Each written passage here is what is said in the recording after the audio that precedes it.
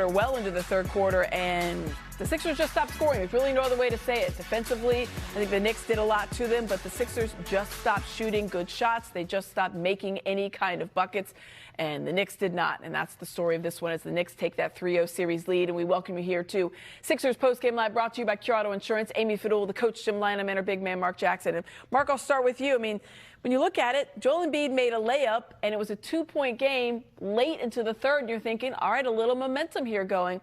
But then they just failed to score pretty much at all after that. Absolutely. I thought it was two long stretches, the one you mentioned and the one in the first quarter, last 4 minutes. I thought those two, the Sixers, couldn't hit nothing.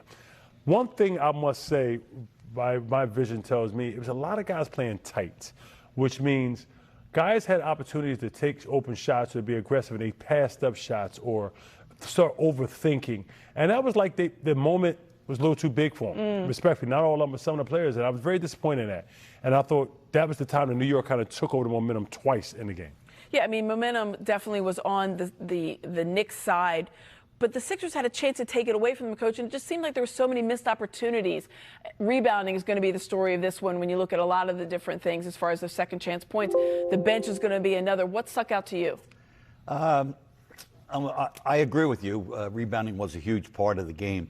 But at the end of the day, for me, Amy, you have to score in the hundreds if you're going to be able to win in the playoffs. The Sixers scored 42 points in the second half. And when you look at the numbers, their shooting percentage down in the low 40s, and they made 5 out of 21, 22 threes. You're just not going to beat a good offensive team. And make no mistake, this Knicks team is good. They're good at the offensive end. They're good at the defensive end. And if you expect or aspire to beat a team like that, you have to be really at your best.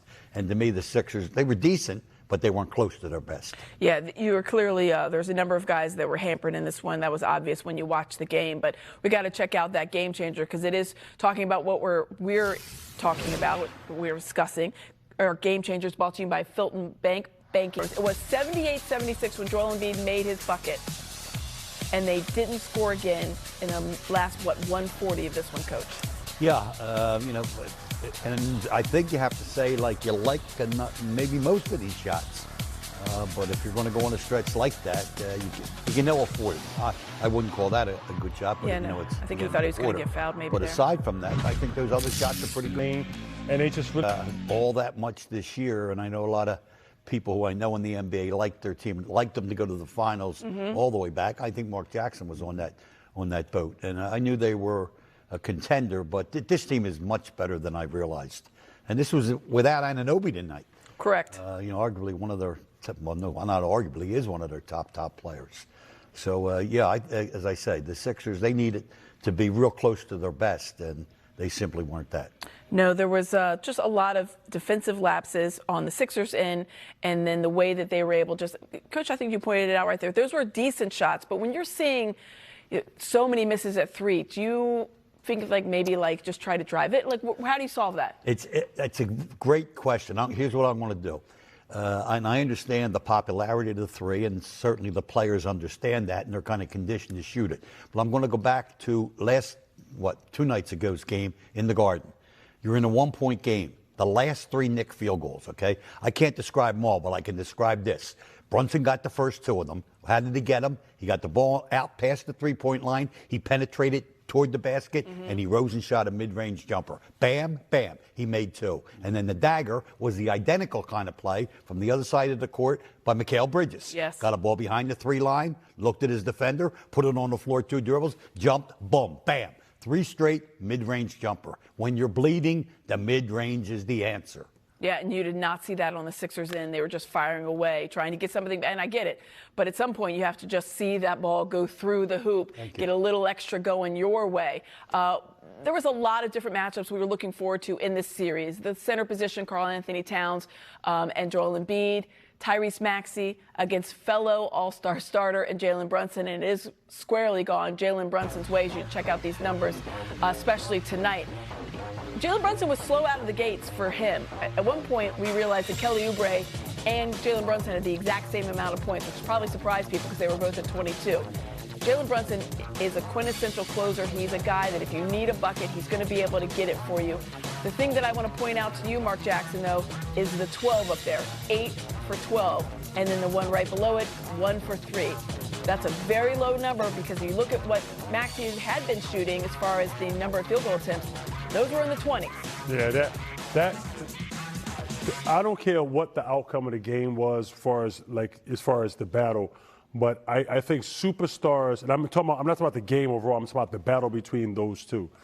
Superstars got to be superstars when the lights are on. And I think Maxey only attempting 12 shots was very disappointing to me because I think Joel Embiid being in and out the lineup, Joel Embiid not being 100%, I think those things pretty much turn the switch on. Like, Maxey, you got to be the guy. You have to go get us this win. 12 shots is him leaving opportunities on the table. I know New York's an exceptional defensive team, exceptional game plan for Maxey, but you got to find a way to get going. You must find a way to get 20 shots, minimum 20, 22 shots in this situation. Yeah, Coach, I mean, we heard from Tyrese Maxey after game 2, and he said, they've been running a lot of traps at me. That takes me out of my game. I have to be able to recognize that better and pass out of it better. We do as a team. He did have 7 assists, so I guess he did pass out of it better, but 12 attempts is very low for him, especially just 3 threes. Yeah, I'm with Mark. I mean, if you look at the numbers, it's a very efficient game for Maxey. He made 2/3 of his shots. He had 7 assists. He only had 2 turns. But he is to me, he is the high scorer of this team, having played more games, scored more points. So, yeah, you somehow have to find a way. But Mark, he really gave you the answer, I think. I'd like to hear what Tyrese has to say, because I know he will be asked the question. But he did get doubled a lot. And I will say this, there was a stretch in this game where he was getting doubled at one end and Brunson was getting doubled at the other. And it was night versus day with regard to success, that the Knicks flat out carved up that trap. They put the ball into the center of the court, and they got basically a little floater in the lane by the guy shooting himself, or if it came at him, they threw, and they made their three-point shot. The Sixers didn't turn it over when Maxey got trapped, but they didn't score against that trap anywhere near as effectively as did the Knicks. Yeah, that's the point right there, that they just were not as effective. And you mentioned Jalen Brunson. A tremendous game for him. That's the reason he is the all-star starter. He is the engine that makes that Knicks team go. No surprise there. Played 38 minutes, 11 of 22, so very efficient. 3 of 8 from 3. Made almost all of his free throws. 9 assists, 5 rebounds. 3 turns for 33 points, was a plus 13 in this one. And it's another vastly double-digit win. The Knicks have now won 6 straight games. And if you want to point to a reason, Jalen Brunson's got to be it there, Mark Jackson. Absolutely. He is such a gamer. He is literally a gamer, people. When the game is on the line, he finds a way to step up. Now, let me bring something up. That's a facts. Coach just said it. They double-team Reese. They double-team Brunson. What was the difference here? Brunson found a way to continue to get the ball. Don't ever let an opponent take you out your game plan. If it's doubling, okay, I'm going to get rid of him. Find a way to get it back. Brunson did just that. He was efficient. He wasn't efficient. He was hunting his shots. He knew the team needed him to be good. Offensively, look at that getting downhill.